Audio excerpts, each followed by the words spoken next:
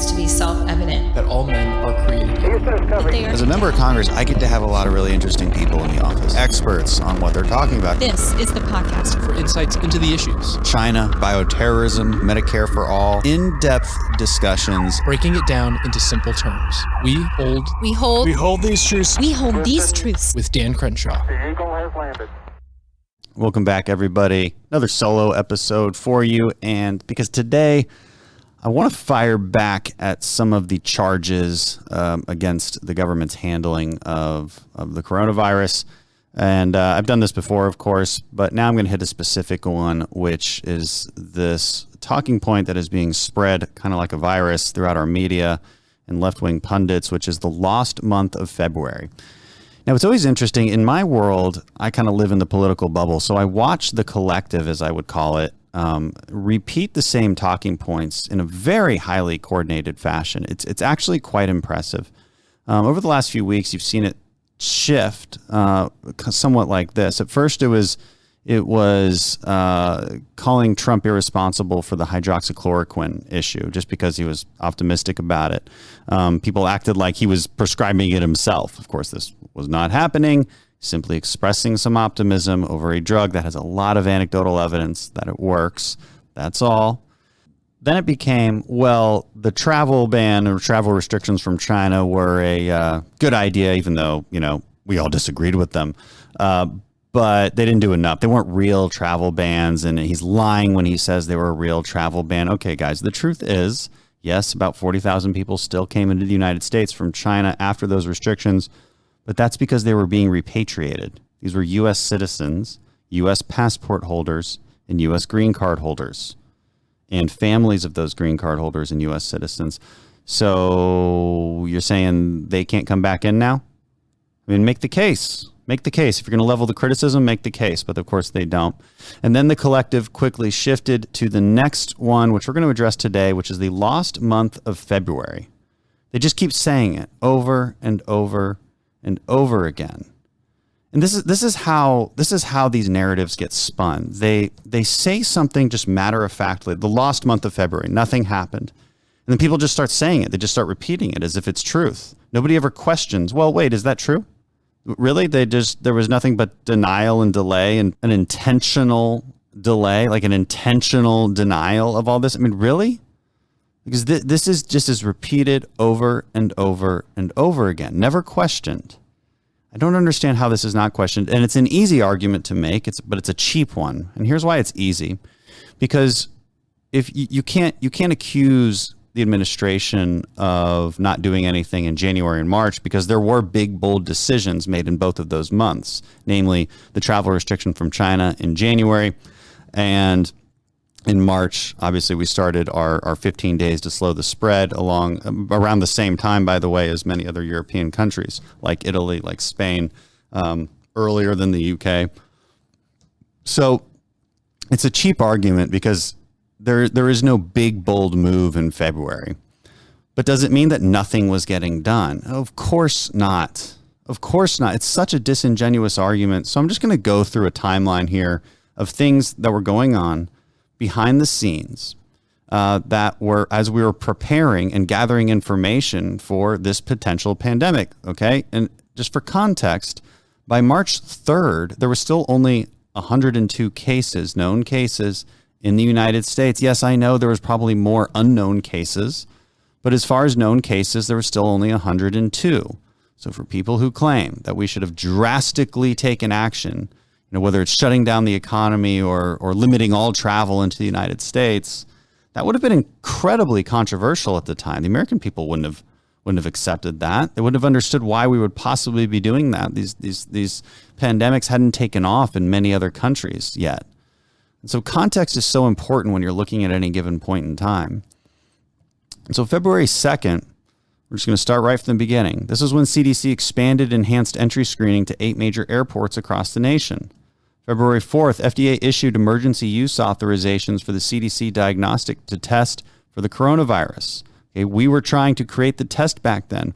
By the way, China was not delivering actual samples. They refused to deliver samples of the virus to make it easier to make a diagnostic test.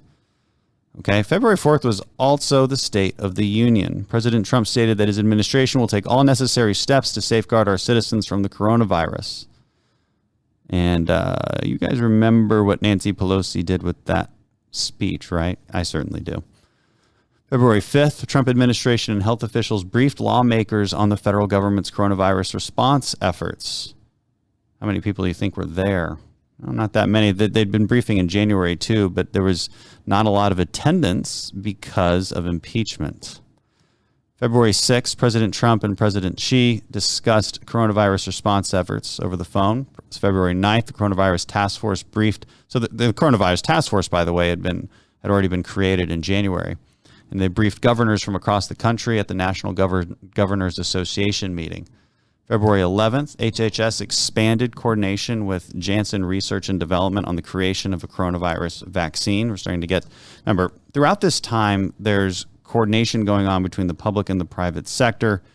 Try and wrap our heads around this. Gather information, gather data, which is hard to get at this point in time. It's hard to understand what exactly is going on. February 14th, CDC announced their ongoing work with 5 laboratories to perform community-based influenza surveillance and study of the spread of the coronavirus. February 18th, HHS announced it has engaged Sanofi Pasteur in order to develop a coronavirus vaccine and treatments for coronavirus infections. The administration on February 24th, February 24th, this day was when the coronavirus really seemed to finally come across everybody's radar in the media and in politics. Because this is the day that the administration requested at a minimum $2.5 billion in emergency supplemental funding from Congress to help combat the spread of the virus. What happened? Do you think Nancy Pelosi was happy to put that on the floor and get the administration what they needed to fight the virus? Nope. I was there. I remember all of this. We didn't even vote on it that week. Okay, that request was made in the beginning of the week, and we didn't vote on it at all. Not at all that week. So February 24th is a Monday. We were in session that week. On the last day of session, we did not vote on any supplemental funding. There was only one person responsible for that. It is the Speaker of the House. She is the only one who decides what we can vote on the House floor. And by the way, every single Democrat in the House is responsible for that as well because they all voted for her to be the Speaker of the House. Do not let anybody forget that.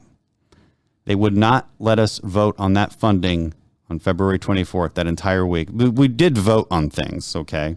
We did vote. You know what we voted on? Democrats' ban on flavored tobacco. That's what they prioritized over funding to fight the coronavirus in late February. We finally voted on it the next week. They delayed it an entire week, and this you'll see this as a pattern with these Democrats delaying as much as possible any kind of help for the administration. Meanwhile, their allies in the media decry and try to destroy and spread false narratives about what the government's actually doing. This needs to be told. This story needs to be told. It's kind of sickening. You know, when I'm on the inside and I see all of this happening and I see how public opinion is shifting, we have to get people the truth. On February 25th, let me continue the timeline. HHS Secretary Azar testifies before the Senate Help Committee on the administration's coronavirus response efforts. So even though we're getting actual testimony here, but still no funding coming from Congress. On February 26th, President Trump announced that Vice President Pence would actually lead the coronavirus response in the task force. February 29th, FDA began to allow laboratories to develop and utilize coronavirus testing kits during the application and review process. February 29th, also, administration issued travel warnings for parts of South Korea and Italy.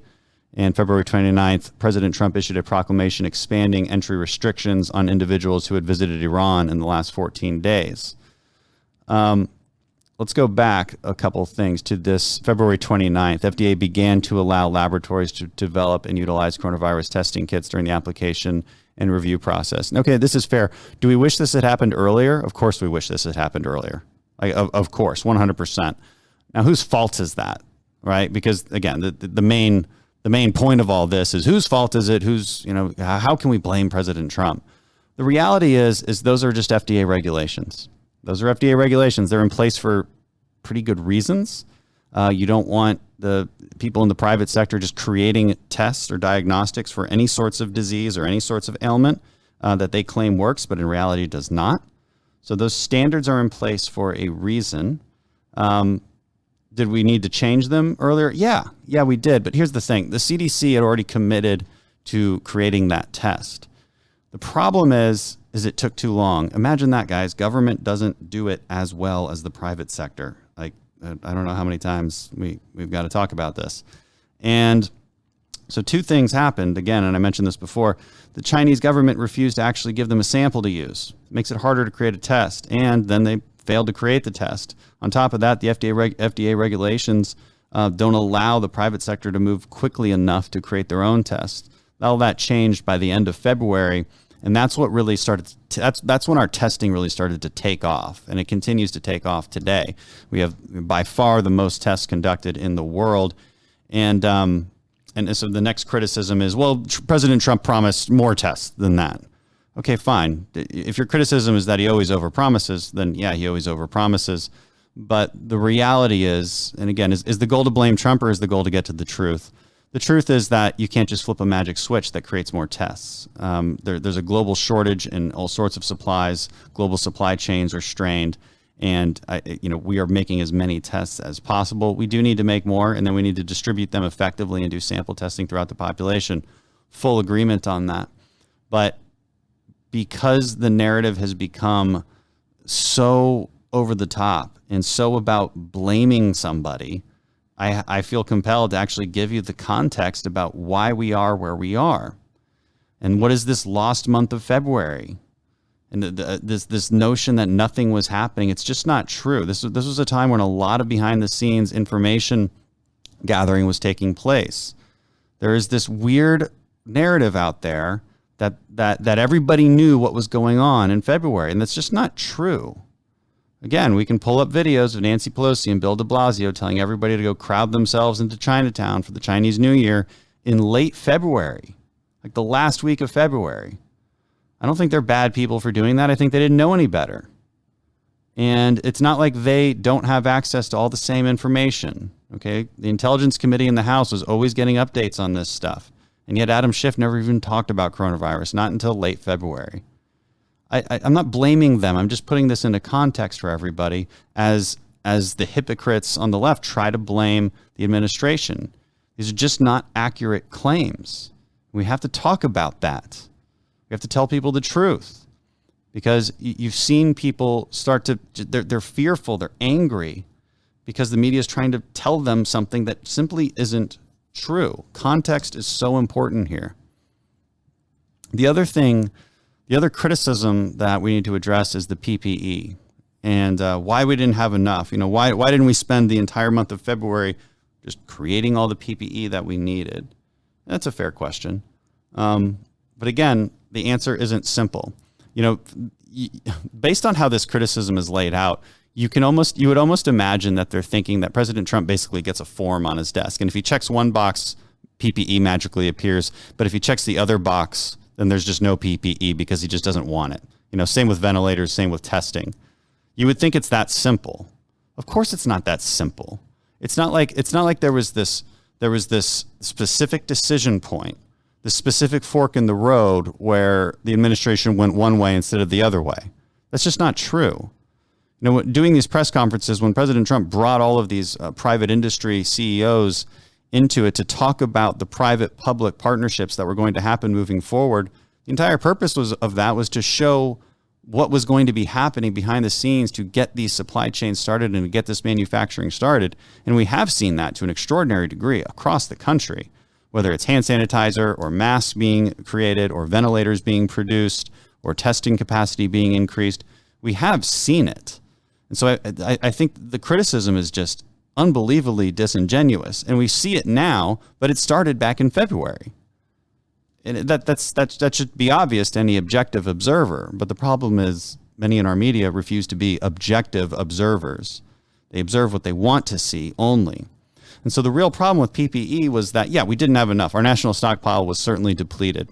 We've been increasing funding for the national stockpile by enormous amounts over the last 5 years. Same with CDC, same with NIH, same with Pandemic Response Fund, same with pandemic funds for hospitals. We're not really sure what they did with those funds now in hindsight, because they certainly weren't buying enough PPE. But the reality is that it wasn't in the national stockpile either. Why? Because after the H1N1 virus, it was depleted by 75%. I'm speaking specifically about N95 masks now. Did the Obama administration replenish that? No, they did not. Do I blame them? No, I really don't. Did they have a crystal ball? No, they did not. They used that funding for other things, like radiological protection. They put in things like that. I don't know if that was a good idea or not. Maybe they thought so at the time. The point is, pointing fingers is stupid and unnecessary. And and if you really want to play that game, I can show you who actually depleted the stockpile. This was fact checked by USA Today as well. The other problem with PPE was that a lot of it's manufactured in China. China stopped those exports back in January, and they continue to limit exports as of this week. They continue to limit exports. We have American companies like 3M who manufacture in China that can't get those masks and PPE out here to the United States. This is a global supply chain problem. There is no magic button. And I know the critics know that, right? Like, I know they know that. I know that they wouldn't be making these same criticisms if President Trump was on their team. And it's so obvious. It's so obvious to us. And it's just unfortunate that's where our politics is. And, there's plenty to disagree on for the next election, but the lies need to stop. And that's why I did this episode. That's why you just heard about the supposed lost month of February. Spread it far and wide. Please have conversations about this with your neighbors and your friends. They need to know the truth. And it's a horrible narrative being put forth that people's government is failing them to such an extent, when it's really not that true, and it's much more complicated than that. Thanks for listening, everybody. Give the